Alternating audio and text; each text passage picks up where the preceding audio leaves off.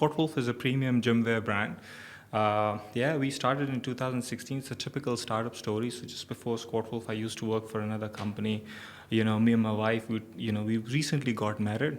We moved from Pakistan over here, recently got married, started doing our jobs over here in Dubai. And, we'd come back from office at around 5 or 6 p.m. We enjoyed it for a bit, for 3 months, 6 months, and we were like, what are we doing? What do we do next? Because our families, were just not over here. We were just living over here alone, newly married. We were like, okay, there are two choices. What do we do? Should we have kids, just to make the life more interesting, or should we do something more interesting? So yeah, that's where, and my wife was always like, this is not who we are, we should be doing more. We're not the people that are made for 9 to 5. And we were like, okay, what do we do?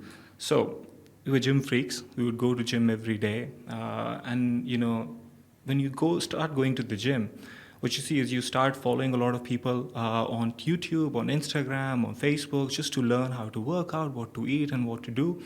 And then when you follow these people, you would notice that they wouldn't wear your usual big brands, and I would not take the names over here, but they would wear their local homegrown brands that are, making gear for their type of workout. So if it's yoga, there's a brand that's for yoga. If it's CrossFit, there's a brand that's for CrossFit. If you're into bodybuilding, weightlifting, there is a brand for that. If you're into swimming, and so on and so forth.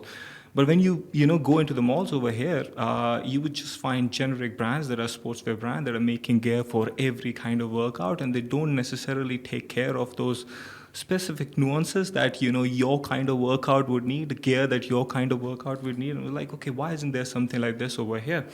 And at the same time, what we also realized, there was a huge gap, that there wasn't anything local.